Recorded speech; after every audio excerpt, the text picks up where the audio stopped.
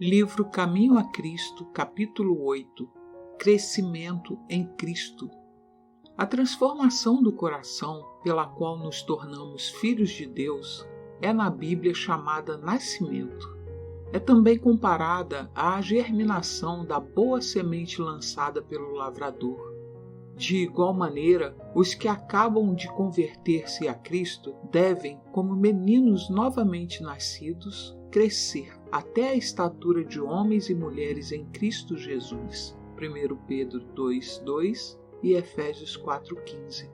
Como a boa semente lançada no campo, devem crescer e produzir fruto. Isaías diz que serão chamados árvores de justiça, plantação do Senhor, para que ele seja glorificado. Isaías 61:3. Assim, da vida natural tira-se ilustrações que nos ajudam a melhor compreender as misteriosas verdades da vida espiritual. Toda a ciência e habilidade do homem não são capazes de produzir vida no menor objeto da natureza. É unicamente mediante a vida que o próprio Deus comunicou que a planta ou o animal vivem. Assim é unicamente mediante a vida de Deus que se gera no coração dos homens a vida espiritual. A menos que o homem nasça de novo, João 3:3, ou do alto, como dizem outras versões, não pode ser participante da vida que Cristo veio trazer. Como se dá com a vida, assim se dá com o crescimento. É Deus quem faz o botão tornar-se flor e a flor fruto. É por seu poder que a semente se desenvolve. Primeiro a erva, depois a espiga e por último o grão cheio de espiga. Marcos 4:28.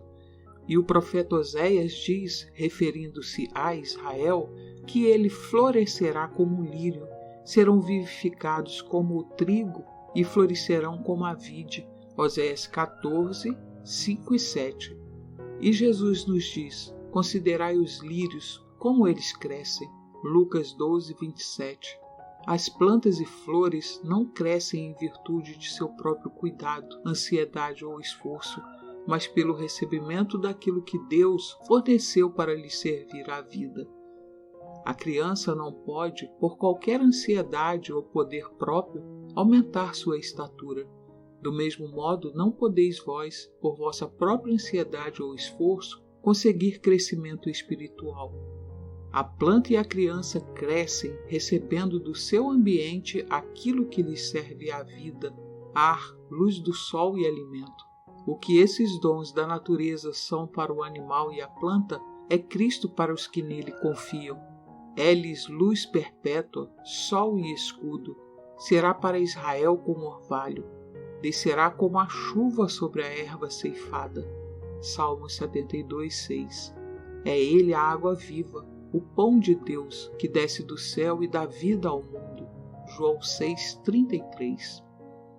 No dom incomparável de seu Filho, Deus envolveu o mundo todo numa atmosfera de graça, tão real como o ar que circula ao redor do globo. Todos os que respirarem essa atmosfera vivificante hão de viver e crescer até a estatura completa de homens e mulheres em Cristo Jesus. Como a flor se volve para o sol, para que os seus brilhantes raios a ajudem a desenvolver a beleza e simetria, assim devemos nós volver-nos para o sol da justiça, a fim de que a luz do céu incidam sobre nós e nosso caráter seja desenvolvido à semelhança de Cristo. Jesus ensina isso mesmo quando diz: estais em mim e eu em vós. Como a vara de si mesma não pode dar fruto se não estiver na videira, assim também vós, se não estiverdes em mim. Sem mim, nada podeis fazer. João 15:4 e 5. Sois justamente tão dependentes de Cristo para viver uma vida santa como a vara é dependente do tronco para crescer e dar fruto. Separados dele, não tendes vida. Não tendes poder algum para resistir à tentação ou crescer em graça e santidade. Permanecendo nele, florescereis. Derivando dele a vossa vida, não haveis de murchar nem ser estéreis. Sereis como árvore plantada junto a ribeiros de água. Muitos têm a ideia de que devem fazer sozinhos parte do trabalho. confiaram em Cristo para o perdão dos pecados, mas agora procuram por seus próprios esforços viver retamente. Mas qualquer esforço como este terá de fracassar. Diz Jesus: sem mim nada podeis fazer. João 15:5. Nosso crescimento na graça, nossa felicidade, nossa utilidade, tudo depende de uma unção com Cristo. É pela comunhão com Ele, todo dia, toda hora, permanecendo nele, que devemos crescer na graça. Ele é não somente o autor, mas também o consumador de nossa fé. É Cristo primeiro, por último e sempre. Deve estar conosco, não só ao princípio e ao fim de nossa carreira, mas a cada passo do caminho. Diz Davi: tenho posto o Senhor continuamente diante de mim, por isso que Ele está à minha mão direita, nunca vacilarei. Salmos 16:8. Perguntais: como permanecerei em Cristo? Do mesmo modo que o recebeste a princípio. Como, pois, recebeste o Senhor Jesus Cristo, assim também andai nele. Colossenses 2:6. O justo viverá pela fé. Hebreus 10:38. Vós vos entregastes a Deus, para serdes inteiramente seus, para o servirdes e lhe obedecerdes, e aceitastes a Cristo como vosso Salvador. Não pudestes vós mesmo expiar os vossos pecados ou mudar vosso coração, mas tendo-vos entregue a Deus, creste que Ele, por amor de Cristo, fez tudo isso por vós. Pela fé viestes a pertencer a Cristo, pela fé deveis nele crer, dando e recebendo. Deveis dar tudo, vosso coração, vossa vontade, vosso serviço, dar-vos a vós mesmos a Ele, para lhe obedecerdes em tudo o que de vós requer, e deveis receber tudo, Cristo, a plenitude de todas as bênçãos, para habitar em vosso coração, para ser vossa força, vossa justiça, vosso ajudador constante, a fim de vos dar poder para obedecerdes. Consagrai-vos a Deus pela manhã, fazei disso vossa primeira tarefa, seja a vossa oração. Toma-me, Senhor, para ser teu inteiramente. Aos teus pés deponho todos os meus projetos. Usa-me hoje em teu serviço. Permanece comigo e permite que toda a minha obra se faça em ti. Esta é uma questão diária. Cada manhã consagrai-vos a Deus para esse dia. Submetei-lhe todos os vossos planos para que se executem ou deixe de se executar conforme o indique a sua providência. Assim, dia a dia, podereis entregar às mãos de Deus a vossa vida, e assim ela se moldará mais e mais segundo a vida de Cristo. A vida em Cristo é uma vida de descanso. Pode não haver êxtase de sentimentos, mas deve existir uma constante, serena confiança. Vossa esperança não está em vós mesmos, está em Cristo. Vossa fraqueza se acha unida à sua força, vossa ignorância à sua sabedoria, vossa fragilidade ao seu eterno poder. Não deveis, pois, olhar para vós mesmos, nem permitir que o pensamento demore no próprio eu, mas olhai para Cristo, que o pensamento demore em seu amor, na formosura e perfeição de seu caráter. Cristo em sua abnegação, Cristo em sua humilhação, Cristo em sua pureza e santidade, Cristo em seu incomparável amor. Esse é o tema para a contemplação da alma. É amando-o, imitando-o, confiando inteiramente nele, que é a vez de ser transformados na sua semelhança. Diz Jesus: permanecei em mim. Estas palavras dão ideia de repouso, firmeza, confiança. Outra vez ele convida: vinde a mim e encontrareis descanso para a vossa alma. Mateus 11, 28 e 29. As palavras do salmista exprimem o mesmo pensamento. Descansa no Senhor e espera nele. Salmo 37, 7. E Isaías dá a certeza: no sossego e na confiança estaria a vossa força. Isaías 30, 15. Este descanso não se encontra na inatividade, pois que no convite do Salvador a promessa de descanso está unida ao chamado para o trabalho. Tomai sobre vós o meu jugo e encontrareis descanso. Mateus 11, 29. O coração que mais plenamente descansa em Cristo será o mais zeloso e ativo no labor por Ele. Quando o pensamento se concentra no próprio eu, é afastado de Cristo, a fonte de vigor e vida. Por isso é constante empenho de Satanás conservar a atenção desviada do Salvador e evitar assim a união e comunhão da alma com Cristo. Os prazeres do mundo, os cuidados, perplexidades e pesares da vida, as faltas alheias ou nossas próprias faltas e imperfeições, para uma dessas coisas ou todas elas procurará ele distrair a atenção. Não vos deixeis desviar por seus artifícios.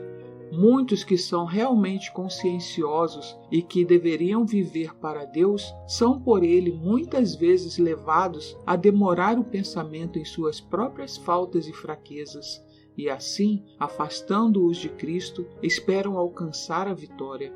Não devemos fazer de nós mesmos o centro, nutrindo ansiedade e temor quanto à nossa salvação. Tudo isso desvia a alma da fonte de nosso poder. Confiai a Deus a preservação de vossa alma e nele esperai. Falai e pensai em Jesus, que o próprio eu se perca nele. Ponde de parte a dúvida, despedi vossos temores. Dizei com o apóstolo Paulo: vivo, não mais eu, mas Cristo vive em mim, e a vida que agora vivo na carne, vivo-a na fé do Filho de Deus, o qual me amou e se entregou a si mesmo por mim. Gálatas 2:20. Repousai em Deus. Ele é capaz de guardar aquilo que lhe confiastes. Se vos abandonardes em suas mãos, ele vos tornará mais que vencedores por aquele que vos amou. Quando tomou sobre si a natureza humana, Cristo ligou a si a humanidade por um vínculo de amor que jamais pode ser partido por qualquer poder, a não ser a escolha do próprio homem. Satanás apresentará constantemente engodos para nos induzir a romper esse laço e escolher separar-nos de Cristo.